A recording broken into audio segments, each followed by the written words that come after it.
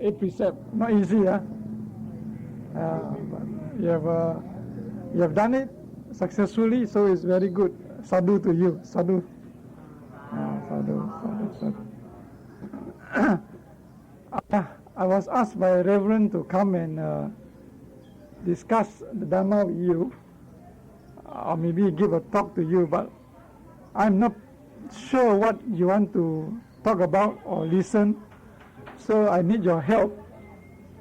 I need your help to suggest maybe topics for discussion or topic for a talk. Can you give some suggestions? Maybe the 8 precepts in connection with the Noble Eightfold Path. How they are connected? 8 precepts and Noble Eightfold Path. Okay. Any other suggestion?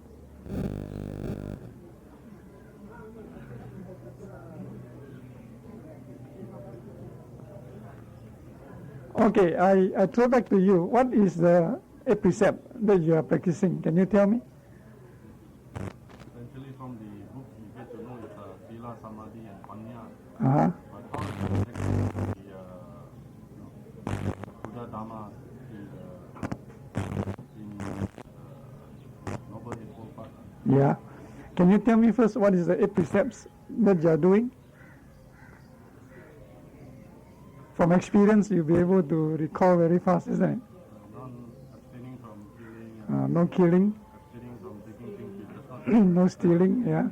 Abstaining from sexual misconduct. No sexual misconduct. Abstaining from telling falsehood. Okay. Abstaining from Alcohol, yeah. Abstaining from meals after midday. It means 1 meal a day. 2 meals.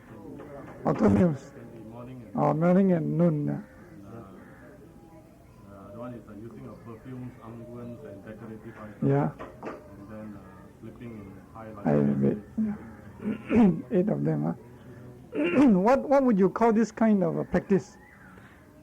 What would you call, in normal simple language, what would you call it? Sila. Can you interpret Sila in common language? Restraint of speech and bodily action. Virtue, you can call it virtue. Restraint of your needs, desires. Restraint of the bodily desires, right? All those things are connected with the body, right? 8 precepts are very much connected with the body. Is it correct? Body, Speech and mind. Which part is speech? The telling lie, huh? Telling lie.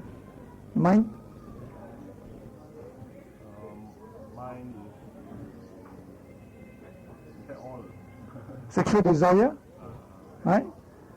Desire for drink, alcohol, desire for some people's things, stealing. All this will be connected with the mind. Or desire to impress people, so you put on a lot of perfume, a lot of powder and makeup and so on. Some men nowadays do a lot of that also. This is not only confined to the ladies. Men also nowadays have a lot of cosmetics, right? Then what else?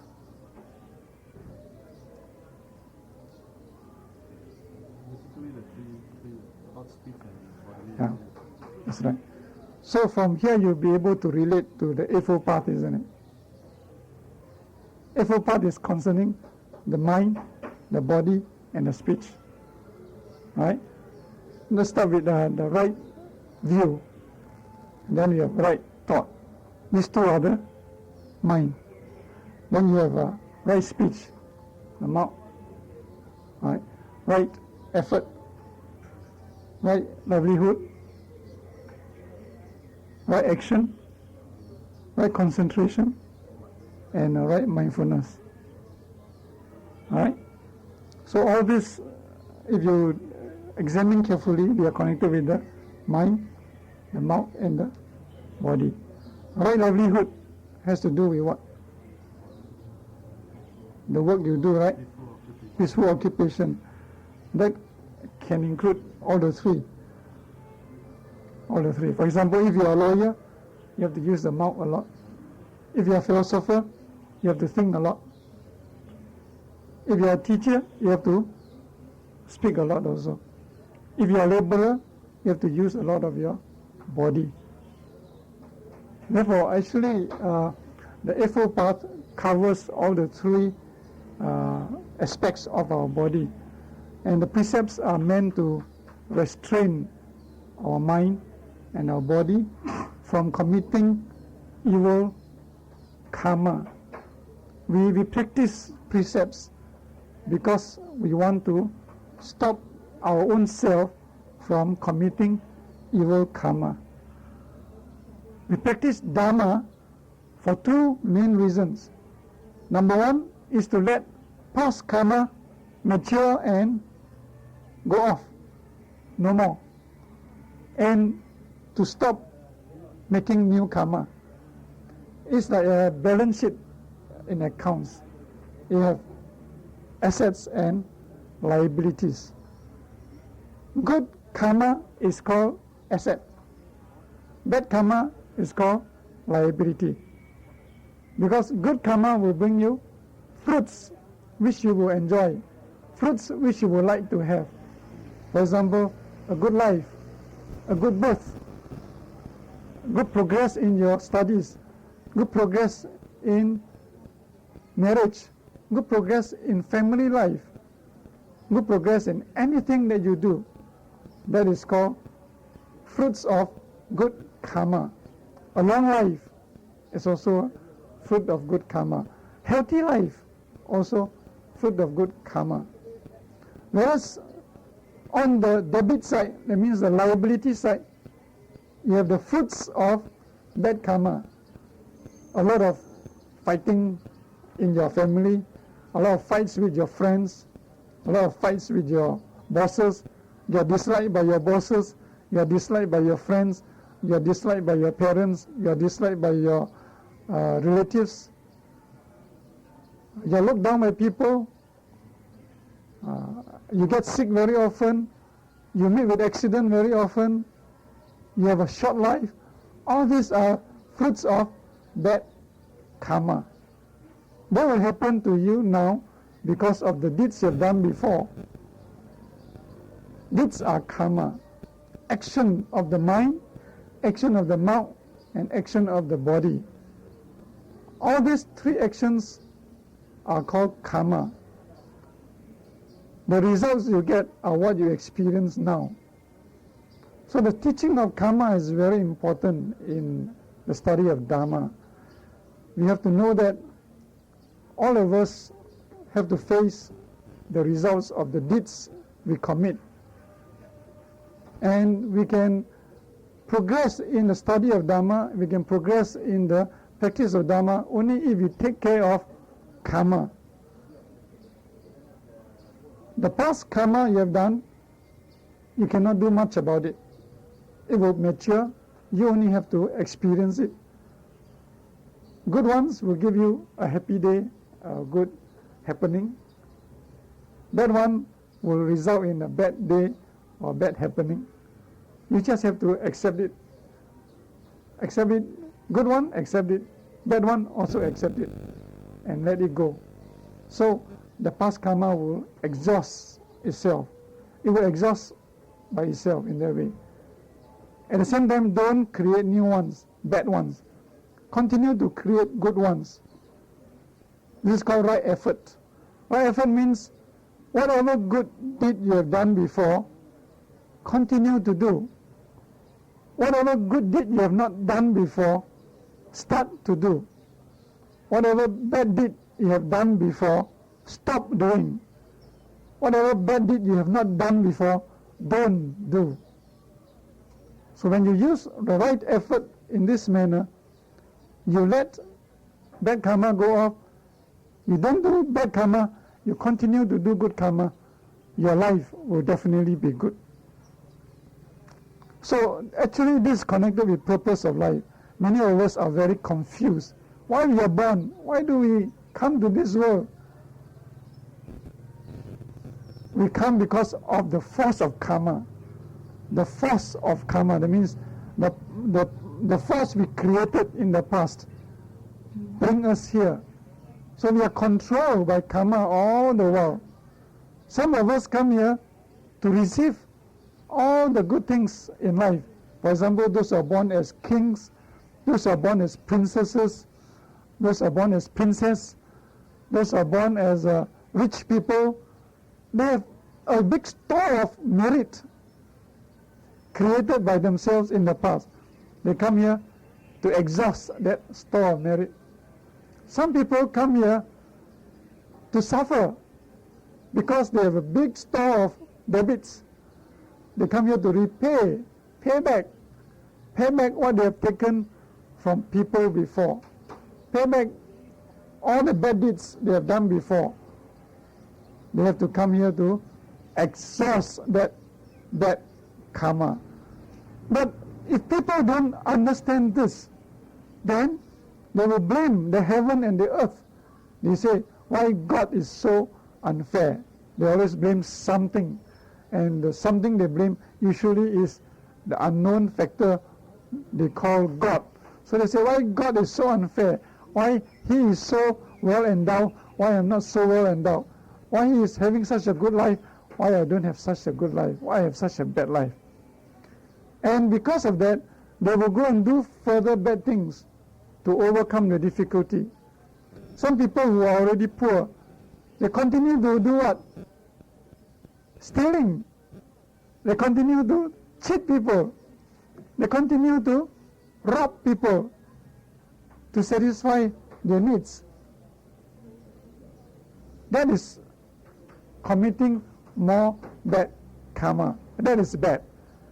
Whereas if they understand that they are here and they are suffering because of the bad deeds they have done, they will change to do good.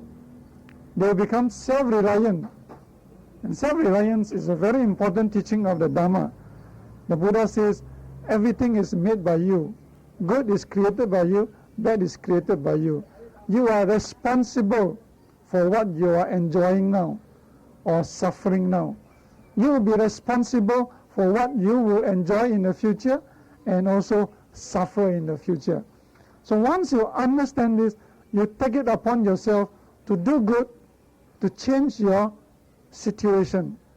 And you can change your situation very fast. The moment you decide to do good and avoid evil, your life will change very fast.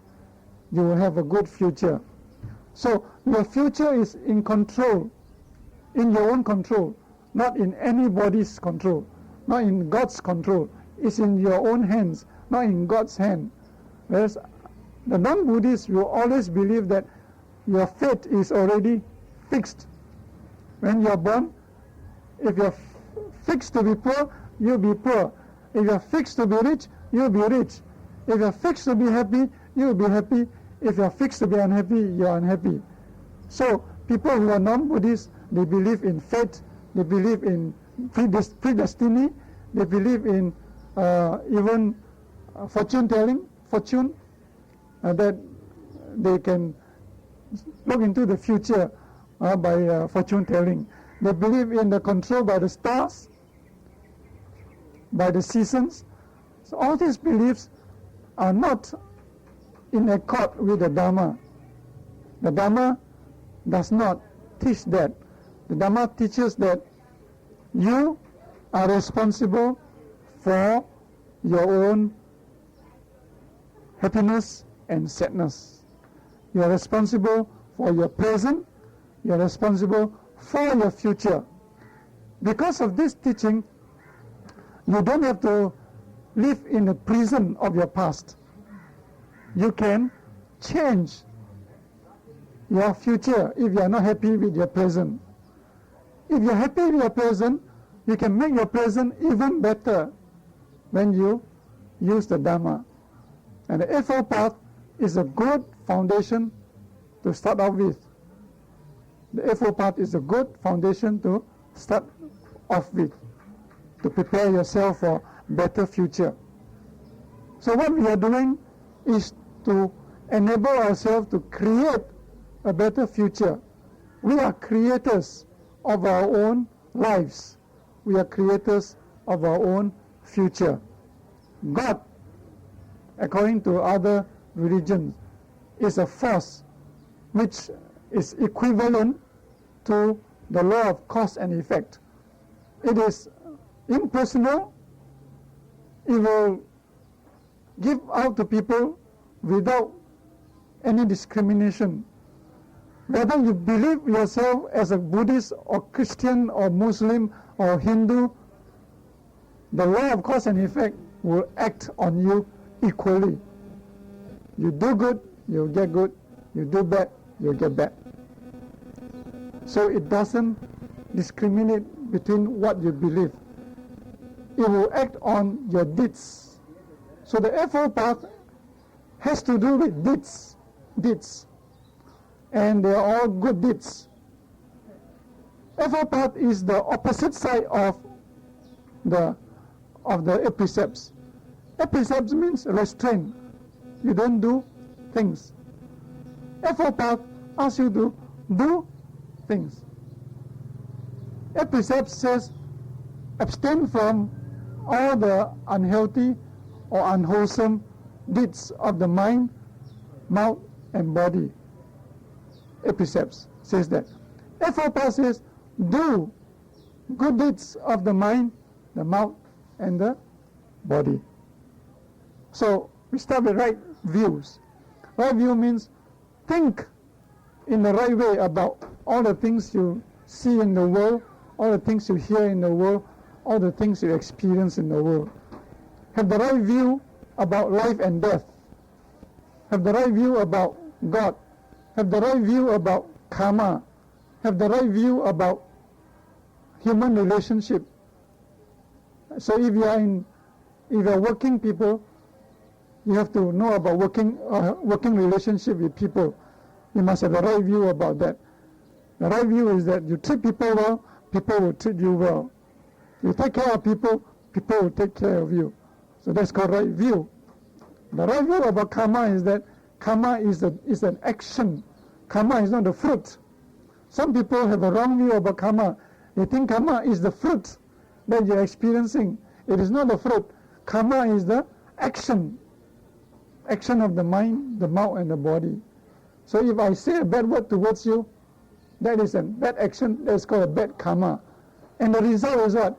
You will do the same back to me. If I punch you, that's a bad action of the body. That's a bad karma. The result is you get angry, you punch me back. I get the fruit, the punch back from you. So the right view about karma means it is an action. An action. So that's called right view. So if you have right view about everything around us, that the seasons will come and go, everything will come and go, everything will rise and fall. There's always a birth, there's always stable period, there's always ending. And that's called right view about the universe. Nothing is permanent. There's right view about the universe. If you are hoping for a permanent hell or permanent heaven, or permanent human life, or permanent animal life, all this is wrong view. Impermanence is the right view. And that we are made up of 5 aggregates, that is the right view. All of us are made up of a body and a mind. The body is form, the mind is made up of feeling, thoughts, mental action, and consciousness. That is right view. So, once we understand this, we will be able to think correctly. We will not be swayed by people of any religion, and we won't get into trouble. One day you believe in Buddhism, another you believe in another thing. People can influence you easily if you have wrong view. If you have right view, people won't be able to influence you. You are firm about what you are doing. Your belief is unshakable. Then you got the right thought. Right thought actually consists of good thoughts towards people and towards yourself. Essentially, right thoughts means having a thought of no greed. No greedy thought is a right thought. A thought of no hatred, very compassionate thought to people is a good thought. No hatred thought is a good thought. No anger thought is a good thought. No sad thought is a good thought. Happy thought is a good thought. Alright? There is no greed, no hatred, and no delusion. Delusion means pride, ego, stubbornness, self-complacency, self-satisfaction. All this come under delusion. If you don't have all these deluded thoughts, then you're having the right thought. So right thought means no thought of anger, no thought of greediness, and no thought of delusion. That's right thought. Right speech. Right speech, you know there are 4 kinds, isn't it? No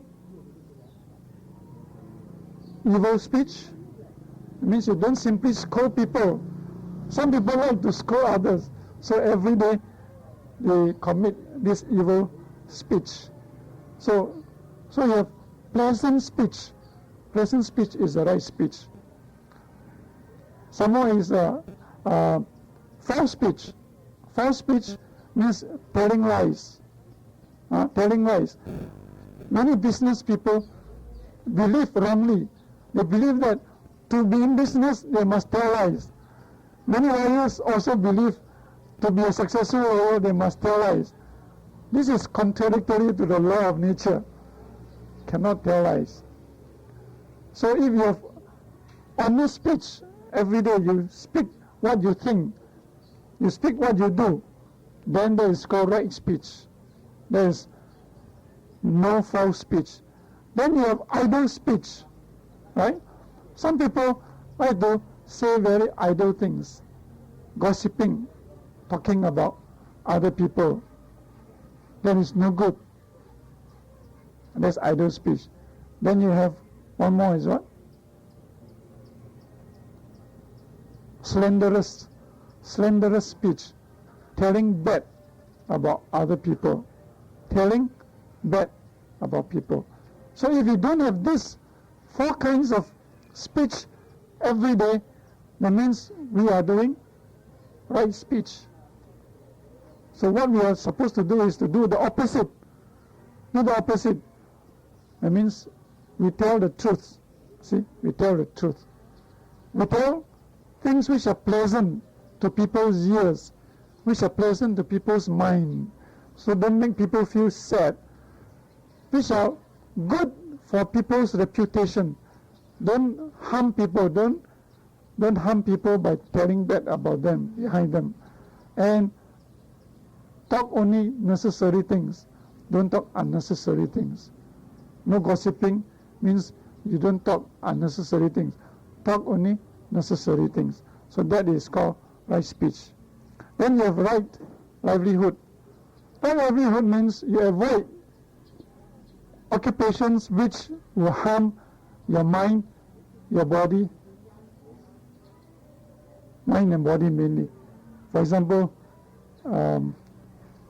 occupation like slaughtering, butcher's occupation, that will harm your mind and your body.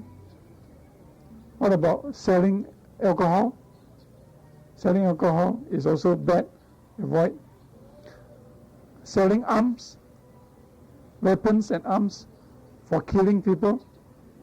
Avoid that kind of thing. Then dealing with flesh, prostitution, all that kind of work you avoid. So what do? You go to do good kind of work. A teacher's work is good. Noble business is good. Alright? Noble business like selling food for people to eat is good. Selling drinks, alright? Florist business is good. Selling flowers so that people can buy and give to the Buddha. Tailoring is good. Alright? Salesman like me, I sell life insurance is good. General insurance is good. Alright? So all kinds of business which will help you and help other people is called right livelihood. So you take up right livelihood. Then right action. Right action means action which will not harm people, action which will benefit yourself and people. For example, coming to practice 8 precepts is the right action you are doing. Myself coming to have a discussion with you is the right action. You are coming to teach the young people here in the kindergarten, in the Sunday school, is right action. You are bowing to the Buddha, is right action. Every day you offer light, you offer flower, you offer incense, is right action. So if you can do all this, you are doing right action. Then you have right effort. Right effort I've explained to you. If you have done good before, continue to do. If you have done bad before, stop doing. If you have not done any good yet, start doing. If you have not done any bad yet, don't start doing. That is called right effort.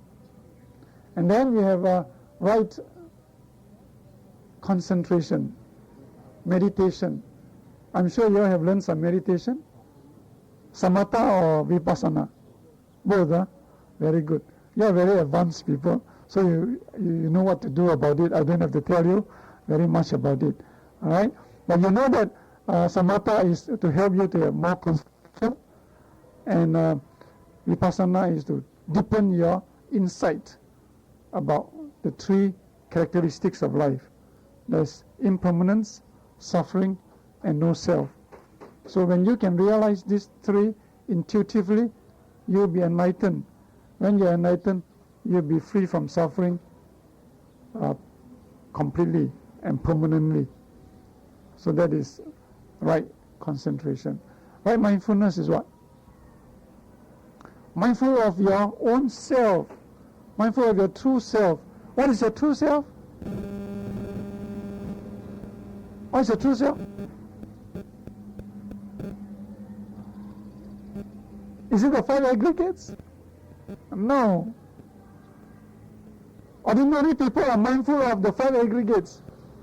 When you say yourself, still they think of themselves as the body and the mind. But people like you who have done Vipassana should be able to see beyond that. You should be mindful of your pure mind. Your true self is a pure mind. Your true self is the enlightened mind. When you are enlightened as an Arahant, or when you are enlightened as a Buddha, that mind is your true self. And that's what you are progressing towards. That's what you are trying to achieve by coming to practice 8 precepts. Otherwise, no meaning in practicing the 8 precepts. And when you practice 8 precepts, you are moving towards the direction. As you are calm, as you are meditating, at that moment, you are trying to achieve enlightenment. And certain times, when you are really mindful of your true mind, at that moment, you are enlightened. So, people like you do experience enlightenment off and on once in a while, but it's not permanent yet. What we want is to continue to practice until the enlightenment is permanent. That time we are enlightened. That time we are a saint. That time we are Arahant and a Buddha. So mindfulness means being mindful of your true self. People like you who have done meditation and who have done 8 precepts can distinguish the false from the true, and to recognize the true in the false. The false is the 5 precepts. The true one is your enlightened mind. When you see each other, don't just recognize each other by the name and by the look of the person. Recognize that person as having the potential of being a Buddha, potential of being an arahant. So you respect each other very, very highly. Not because of your looks anymore, not because of your body anymore, not because of your education anymore, not because of your name anymore, not because of your ordinary knowledge anymore, but because of that true self, because of the enlightened mind, which is you. And why is it that although we are originally enlightened, why is it we cannot be enlightened again so easily? Because we have many layers of defilements, false views and false thoughts which must be removed. And to do that, 8 precepts are very, very important. We cut off false views, false thoughts, false actions when we are practicing 8 precepts. Therefore, when you are practicing 8 precepts, the 2 days, you must really maintain your mindfulness and don't indulge in false thinking, don't indulge in false speech, don't indulge in gossiping, don't indulge in watching things going around you. You must be constantly mindful of your own self. To do that, you can use your breathing. Be mindful of your breathing all the time, so that when you are sitting around, walking around, your eyes are watching your nose, breathing all the time, instead of watching here, watching there. When you hear any sound, you turn. It means don't be distracted by your 6 senses when you're practicing 8 precepts. Then you get maximum results. After the 2 days, you come out, you find, wonderful. It's a different situation. The world is completely peaceful and it's a real good place to live in. Then samsara is same as nirvana, no difference. Otherwise, you are trying to get away from samsara to go to nirvana. There is no such thing. Samsara itself is nirvana. Nirvana itself is samsara. But you can do that only if you are mindful all the time and not be distracted by your 6 senses, the eyes, the ear, nose, your tongue, your body, and your mind. Therefore, 8 precepts are very, very meaningful to help you practice the Eightfold Path. It is the passive aspect of the Eightfold Path. Eightfold Path is the active aspect of the 8 precepts. If you do both, then you are in nirvana all the time. When you are out of 8 precepts, you are back to your normal daily life. Then you have to respond, of course. When your parents call you, you must respond. You cannot just keep quiet. When you see food offered to you to eat, dinner time, you must go and eat. You don't just sit quiet. When there is a good show to see, which is educational, you go and watch. You don't just sit quiet. There's the Eightfold Path. That time you are active. You are back to your normal daily routine. But when you are here once a month for 2 days, cut off from your daily routine, see the other side of the story, 2 sides of your hand. So essentially, Eightfold Path is not different from 8 precepts. 8 precepts are not different from Eightfold Path. If you can understand this, I think I have achieved my aim of giving you a short talk today. That's all.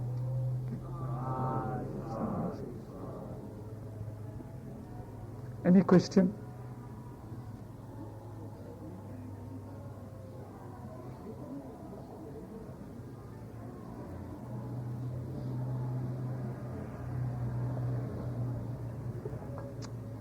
Okay, if no question, I hope that you find your 8 precepts until this evening more meaningful. Okay.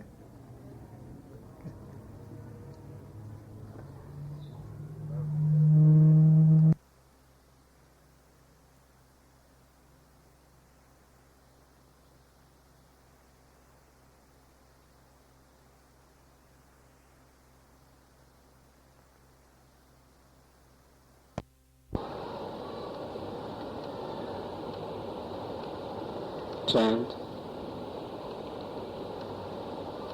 Anicca means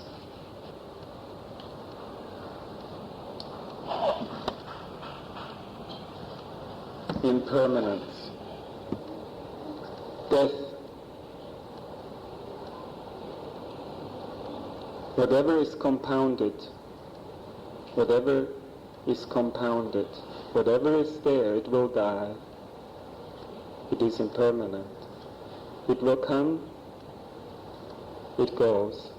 As it comes, it disintegrates. This is for me a matter of joy. Te sang rupa samo sukho. And not funeral.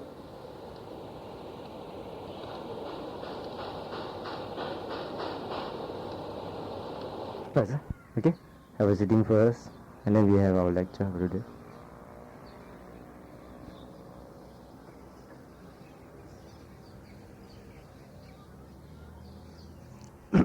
Okay, want to do metta. Okay. Now metta, we do metta bhavana. Any first timers here? First timer? All have been here before. All know what's metta bhavana? Okay, very good. So we follow the 4 aspirations. Okay. Relax. Take a deep breath. Release.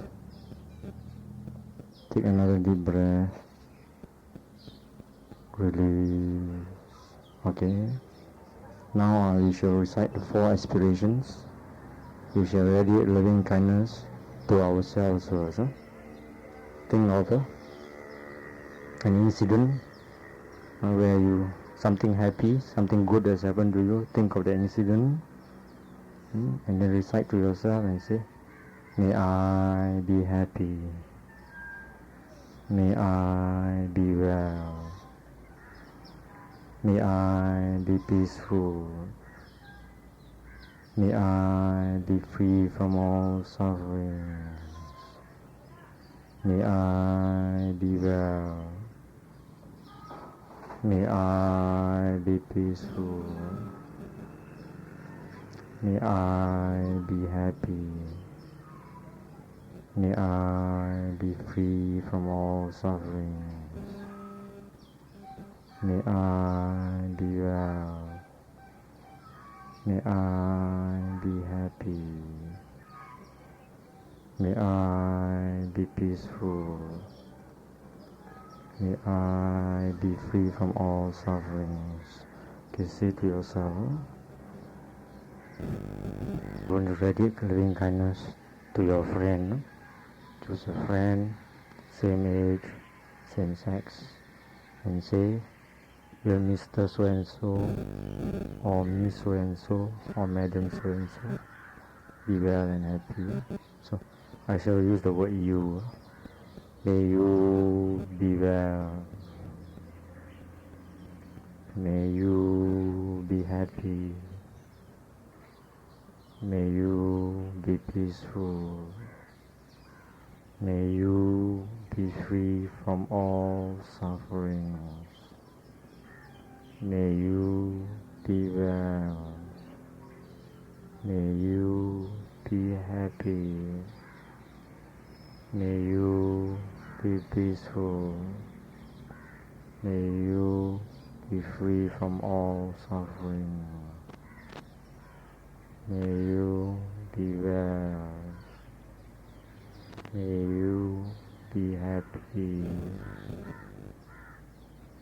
May you be free from all suffering. May you be well. May you be happy. May you be peaceful. May you be free from all sufferings. They say to yourself.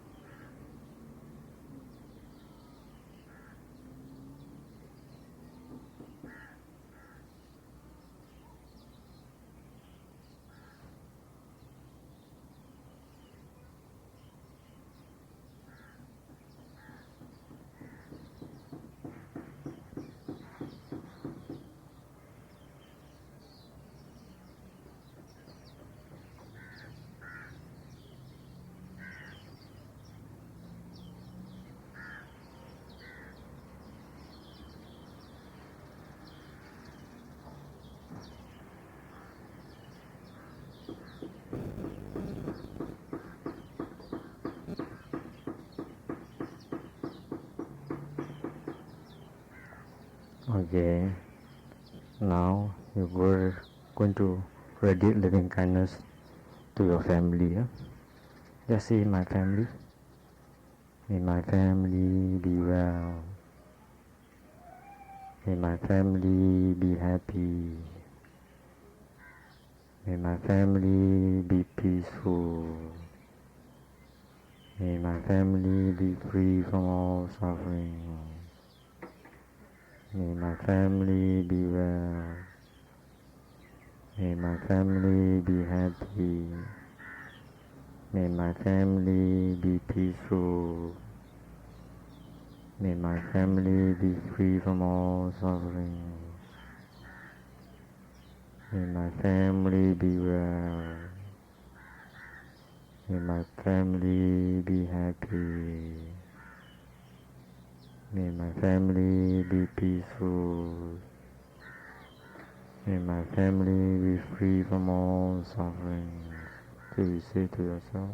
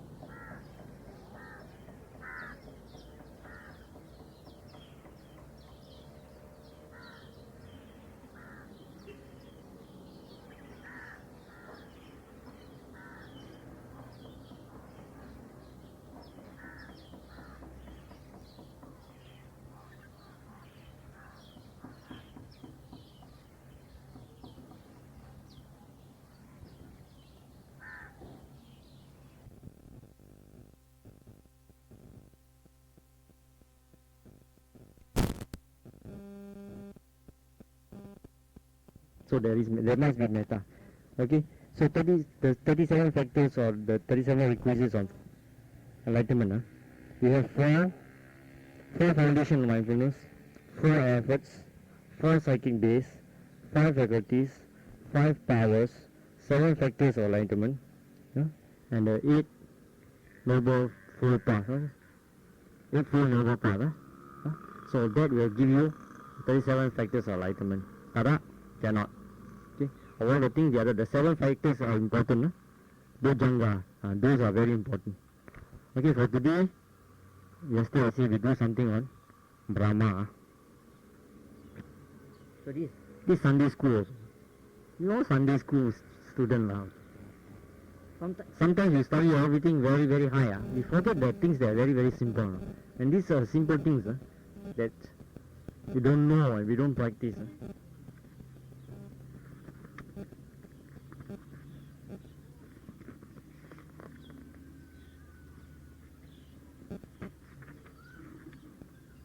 Okay. Now, yesterday I was saying, in India they have the caste system. They always like to say you outcast, you low class.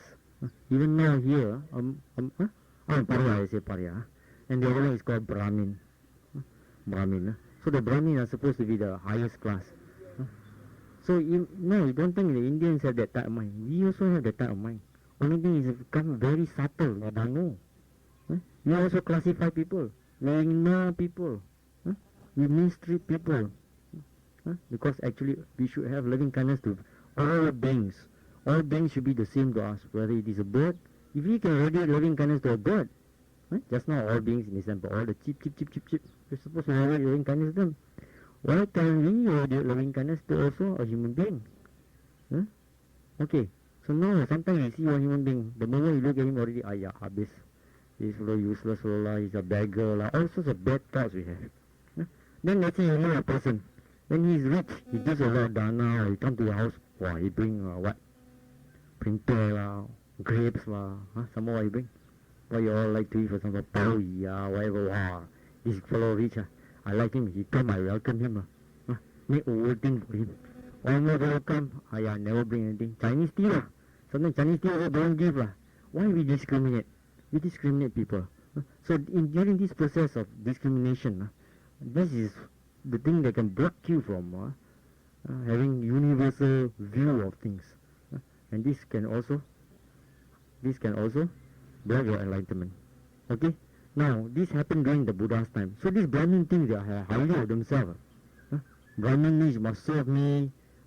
You walk also, you walk one side, Brahmin walk one side. The moment the Brahmin walk, the outcast, the peripherals must stay one side, cannot block his way, So bad as that. And then Brahmin can kawin Brahmin, Brahmin cannot kawin outcast. Outcast cannot get married to the Brahmin. So bad as that. They eat different place.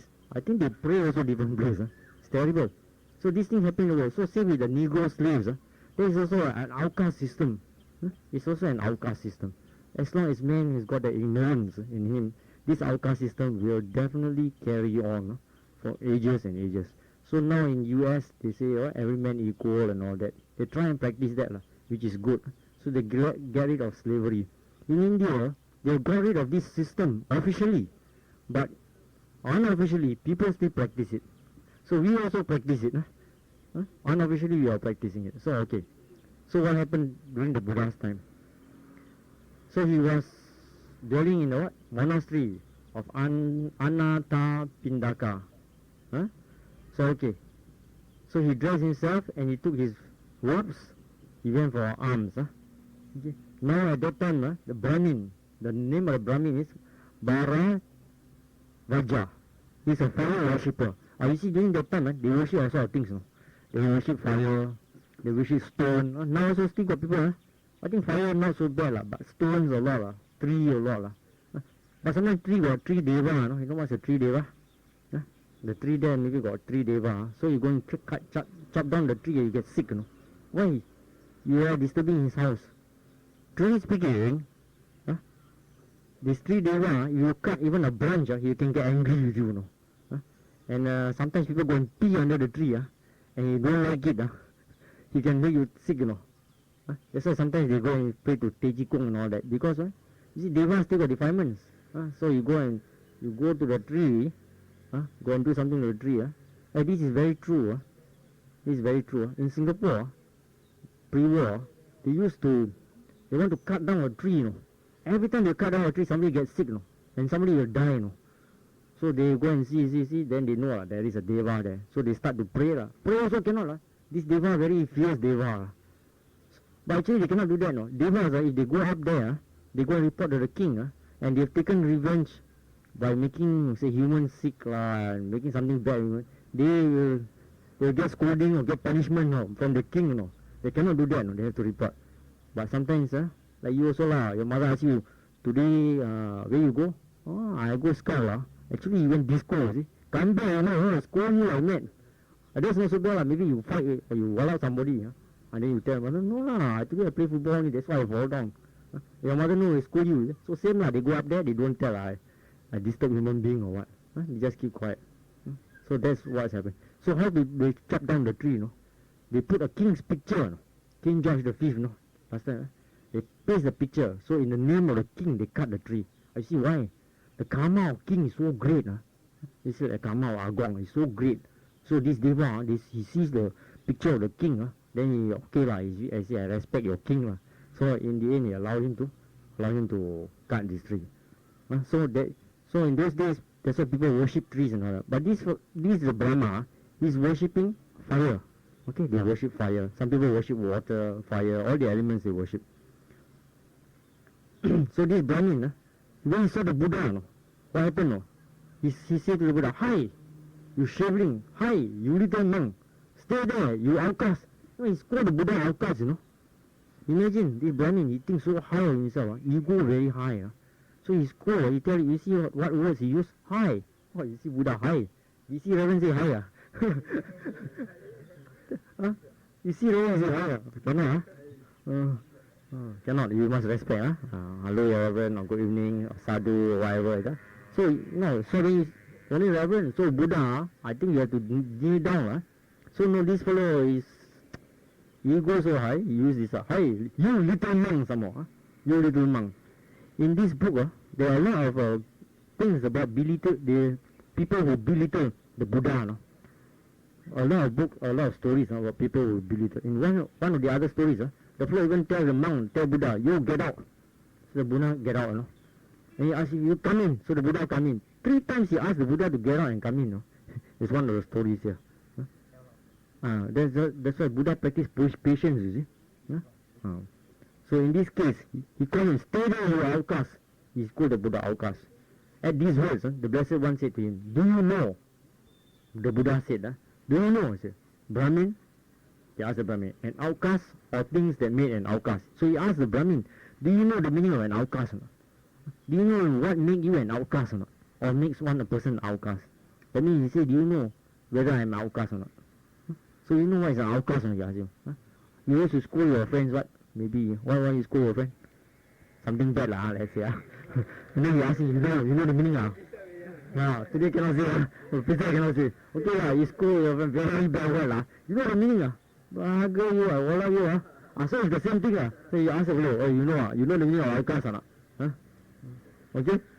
You know the meaning of outcast, so the Buddha asked him. But at that time, that Brahmin, this Brahmin, he got some realization. No? When he heard this question, then he knows that he is ignorant. So he says, no indeed, Venerable Gautama. Now you see, he changed his tone.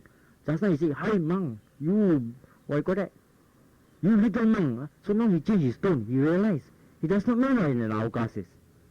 So he does not know what an outcast is. So today we're going to learn what is an outcast. So if we see people, we don't say people outcast, unless, even though they do all these 20 wrong things, we still don't call them an outcast. We have got no right to brand people an outcast. Okay? When we brand somebody an outcast, we are an outcast. Okay? Reverend Shuanghua says, you see the faults of others, you see the faults of yourself. If I see the faults of you, it's seeing my own faults. It's the same here.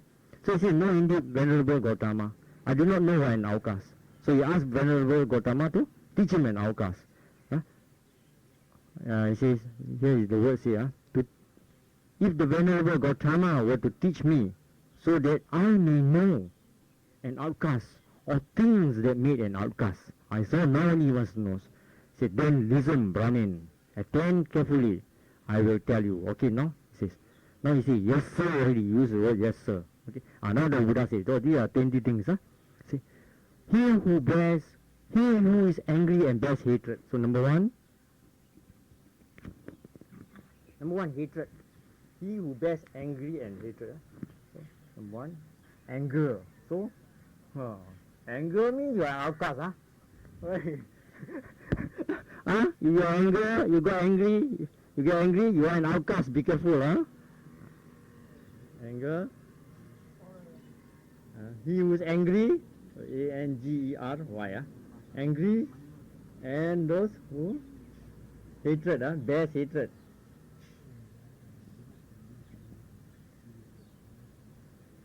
Wicked.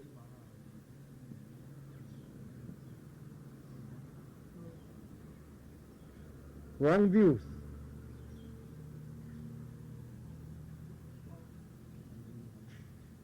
Deceitful.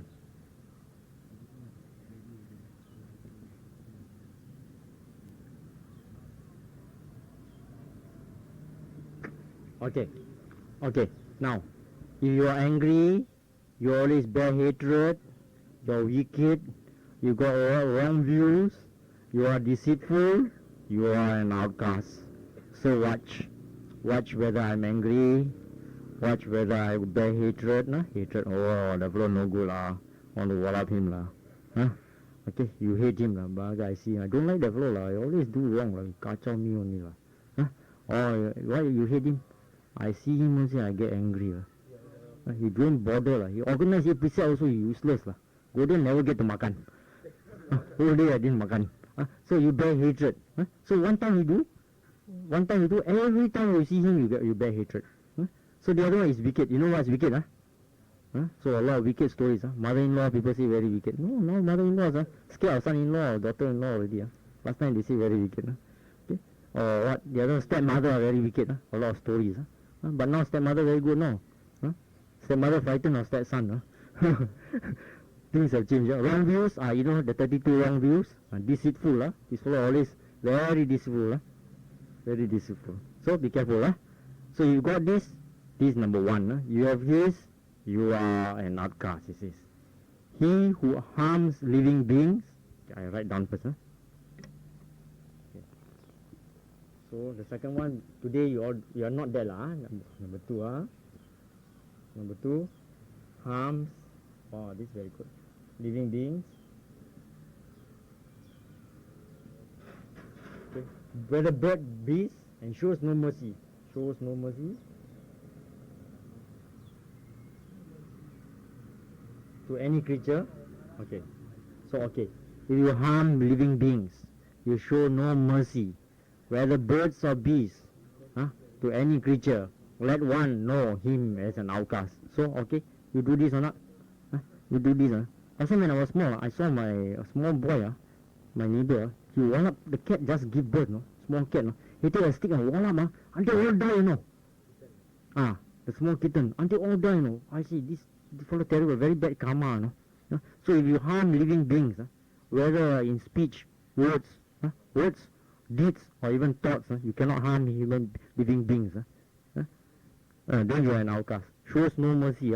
The fellow do wrong, cannot say, he say sorry, don't want to accept.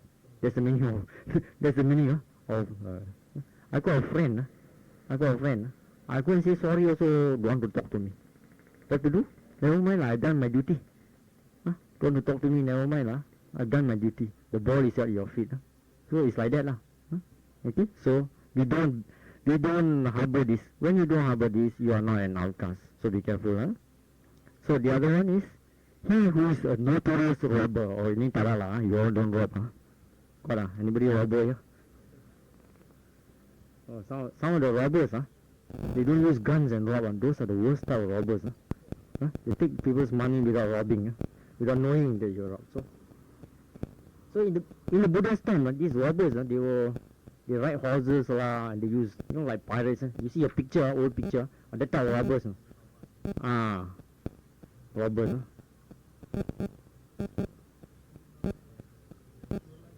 Destroys, lays. Okay, robbers. Okay, so robbers. So it says, he who is a notorious robber, who destroys or lays siege to villages and towns, let one know him as an outcast. So, okay, here we don't have, but there are daylight robberies now. You know daylight robberies?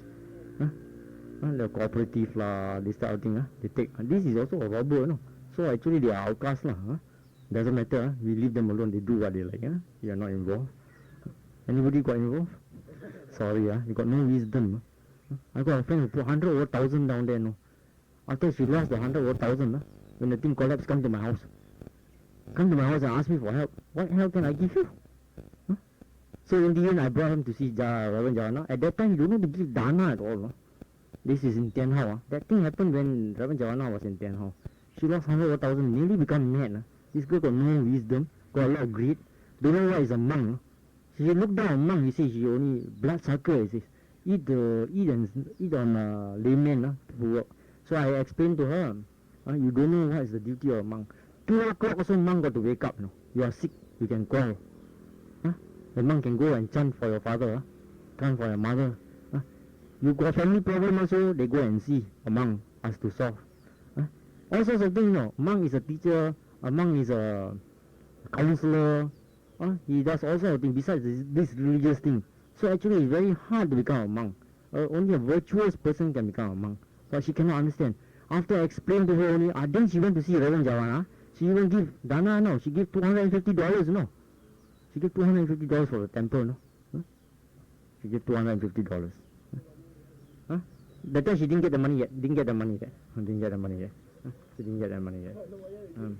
So by that dana, after that she got 10%, I think. After that they give 10%. So by way of dana only she got back her money. So the importance of dana there. So be it village or forest, whoever takes death, Okay, the other one is theft. What this is robber mean you go and, between a robber and a thief, a robber and a thief? A thief steal only. So the other one is a thief. This one is a thief. The next one. Be in the village or in the forest, whoever takes by theft what is the property of others, let one know him as an outcast. Okay? So the next one is number 5. So he who really owe debts and run away when called upon to pay, saying that there is no debt I owe you, let him know. Okay, now you owe people, don't want to pay. Okay? So you owe and don't want to pay. O-W-E. How you spell? Correct? O-W. O and don't want to pay.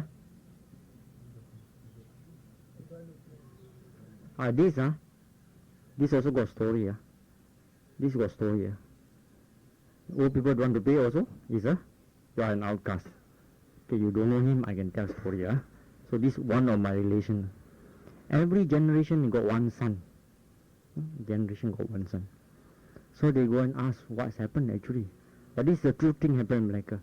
So this is something to do with a land deal. This is a land deal. So that means you owe him, you don't want to pay or something on the land deal.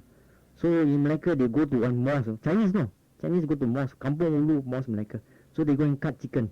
Remember in the newspaper, recently got one fellow want to cut chicken, remember? In the temple committee. Samuel High Street. You remember that? So they perform these rites and rituals. So they perform these rites and rituals. So what happened is this, they cut chicken. 1, he say no. 2, he say no. 3, until they want to cut 12, see? So cut 11 already. This Malay man, he was very good. He says, never mind, I give you 1. This one is like your seed. So every generation, you can only find you got one son. He's a very rich multi-millionaire. So this is what happened. You owe and don't want to pay. So in this case, you can see, for generations, the karma, because of the karma, generations, every generation you can have one son. Now his son not married, multi-millionaire, most eligible bachelor. A lot of fellows trying to matchmake. He's a director of some banks, some big bank in Singapore. So don't owe people, don't pay. So don't play the fool. You carry this karma. So you owe, make sure you pay. Okay? You owe 10 cents, pay 10 cents. You owe 5 cents, pay 5 cents. You owe 500, pay 500. Okay? So that's an outcast. I think in India at that time, there were very folks who owe money and don't to pay, Got anybody here owe money, don't pay? Got? Okay. What? Parents? No, actually should not. One is one, is two is two. You take from a parent, your parent give you, say thank you. You say I owe you, I pay you. You don't pay, say, okay mommy, the day I take you, I borrow for $100, no need to pay. You say yes, okay because you finish with your karma, your speech. Yes? Oh, that one bloodsucker, that fellow. You have no wisdom, No wisdom, you never use wisdom. Why in the first place you going to borrow from that fellow? You got no wisdom. No wisdom. Okay, there's another story. This happened to a man who has got a son, and the son, yes?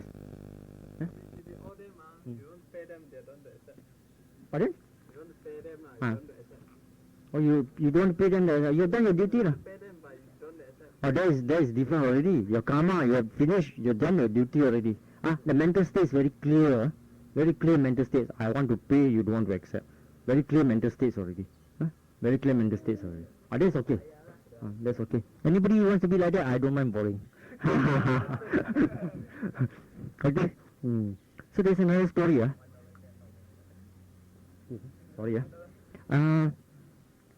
There's another story where the son, this fellow got a son. His son is very sick. He's a very rich man. This is a true story. So what happens that when your son is sick, what you do? You go to see doctor. Pay. I tell you, he has seen all the doctors in the world and the son cannot buy it. Cannot. So why? So they went to see this happened in America. They went to see one monk. In America also they went to see a monk, This is, I'm not sure Theravada or Mahayana monk. They went to see a monk. No, I think it's a Tantra monk. So the Tantra monk, he's a bit psychic, you can see. So he says, you know what happened? Last life, you owe him a lot of money. The father owed the son a lot of money, don't want to pay, Don't want to pay. So this life, the father will pay the fellow in this form, pay his bill, his doctor's bill. And this fellow, the son, in the last life, he did hell of a lot of killing, killing and torturing of animals and all that. So that's why now he's sick. So he has got to pay his karma, and he's got to pay his karma.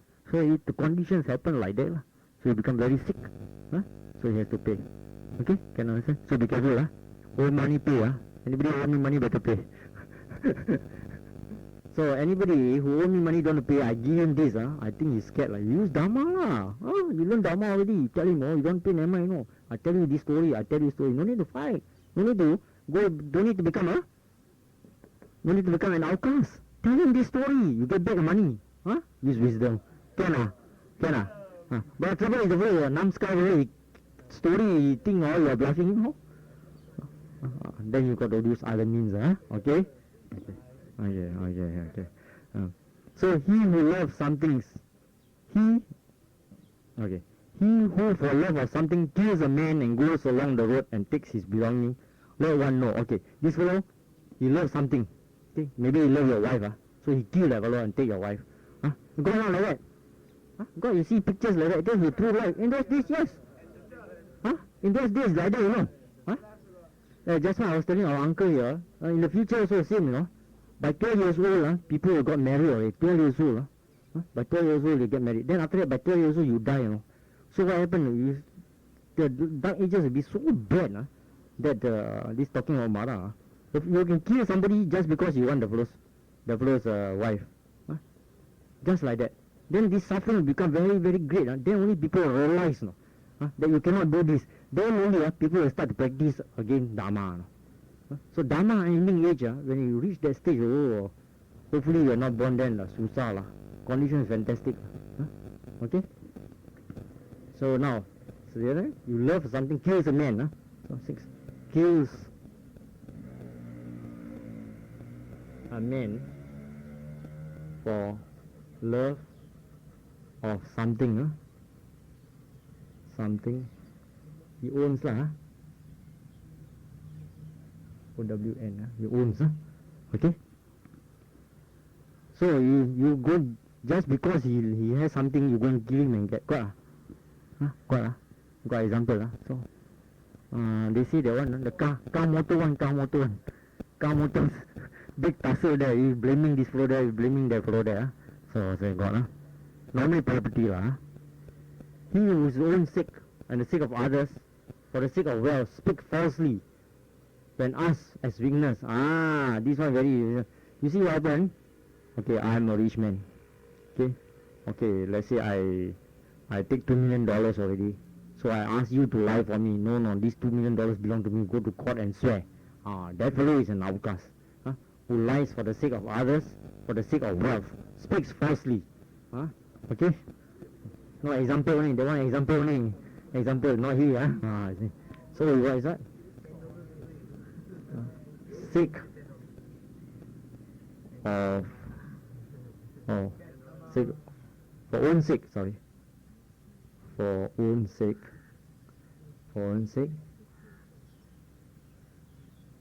or for sake of others, for wealth, speaks falsely.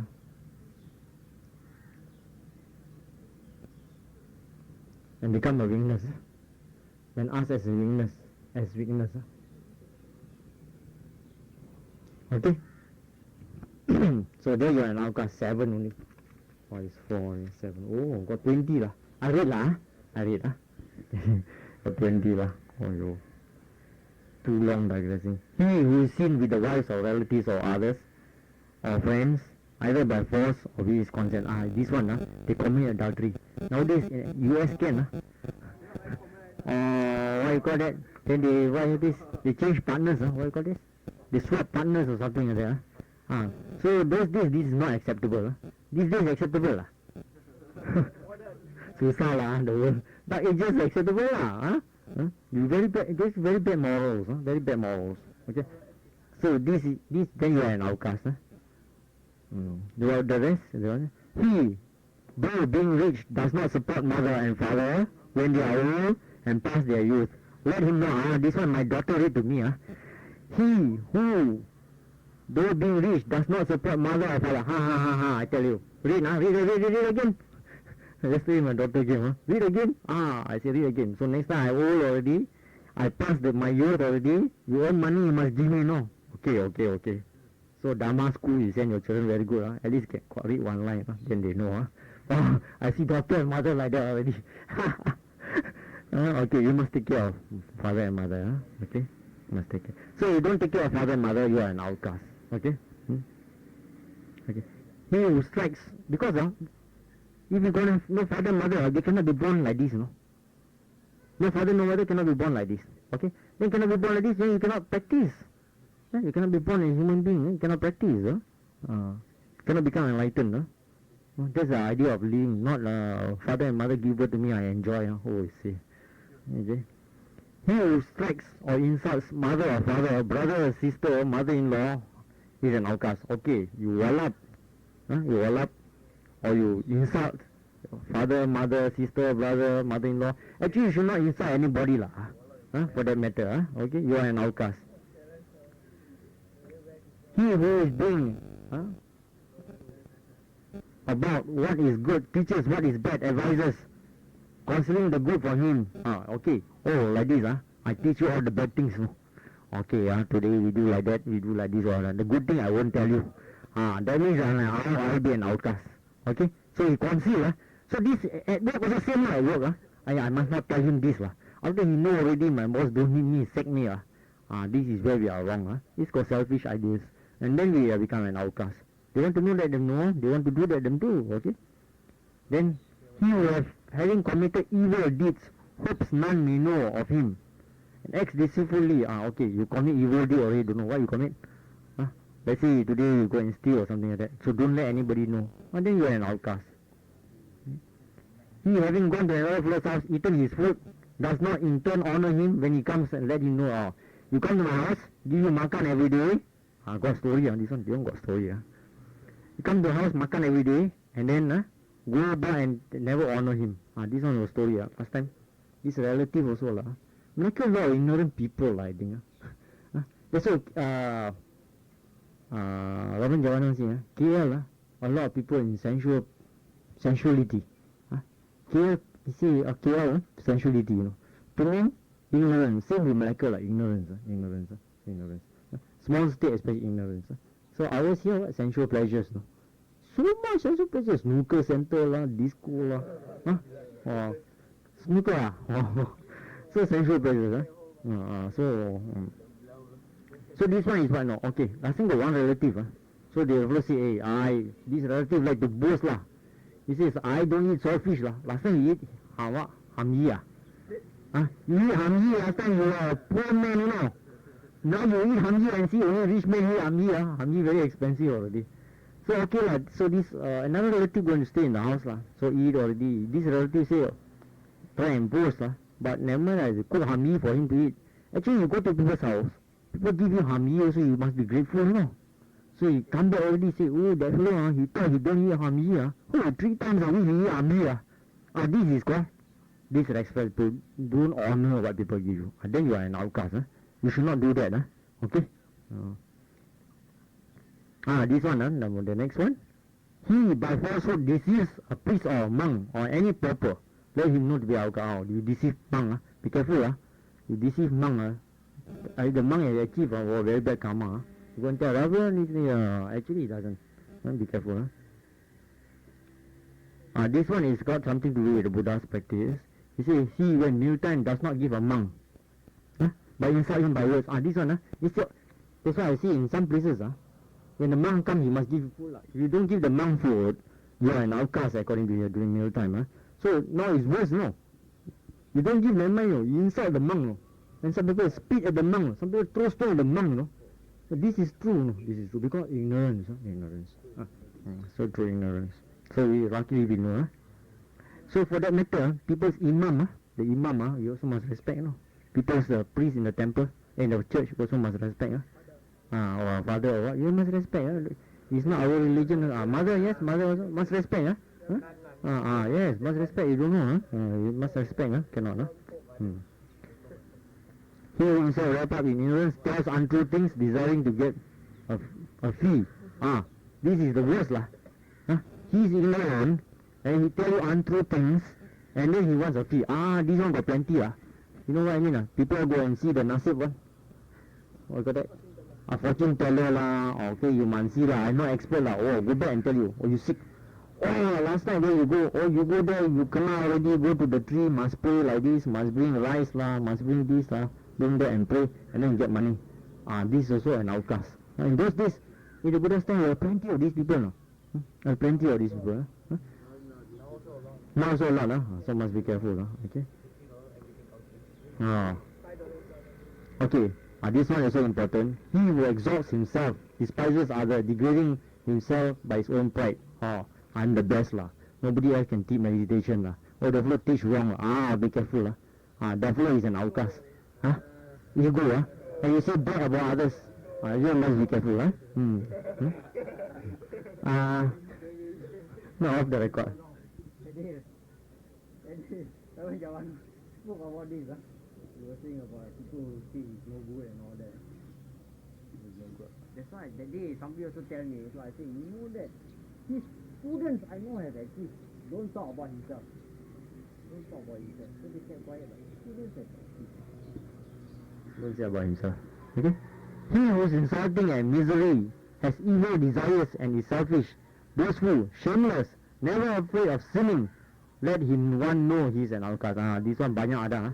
Boast, shameless, never afraid of doing any sin. Got He who lives enlighten one of his disciples, whether among or this one what they do they start to fight for students and what you call this, disciples during that time.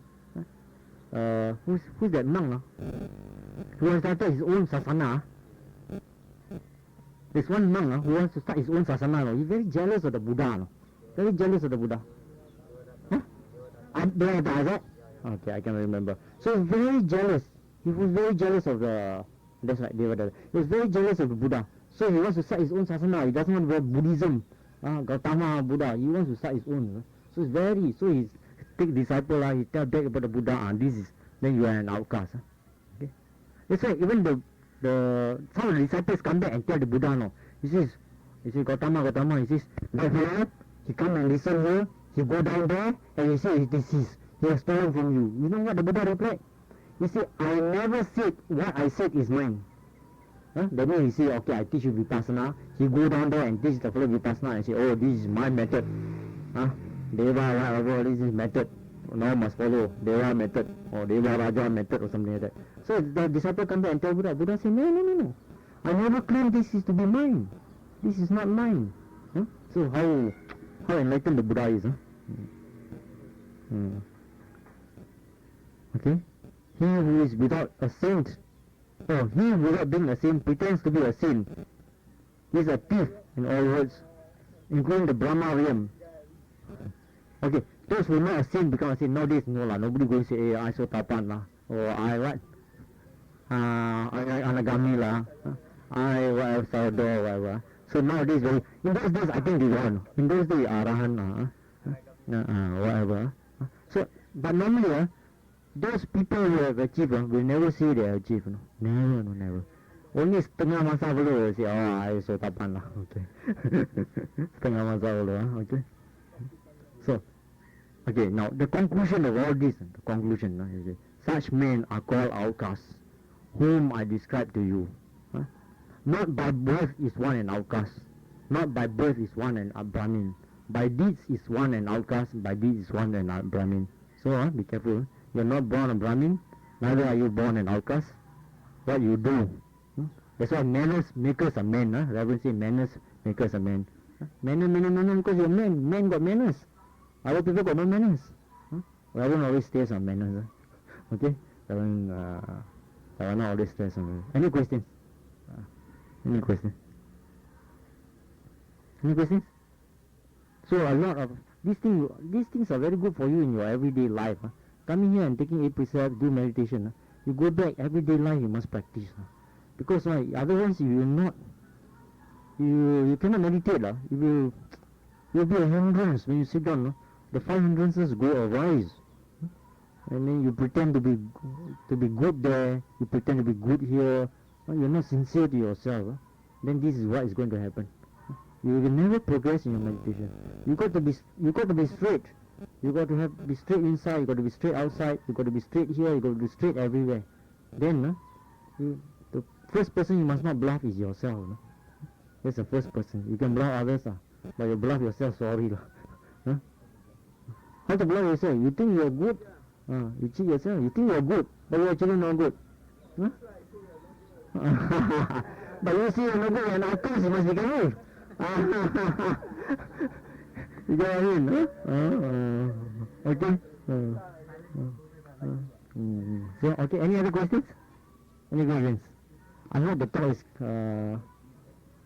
enlightening. You will benefit from the talk. So this is to do with everyday life, okay? Brahmin and Avkas. So, are we a Brahmin or are we an Avkas? Let's see. Or the moment you see people that fellow come to my house want to borrow money, you think he's an Avkas, you are an Avkas. Okay?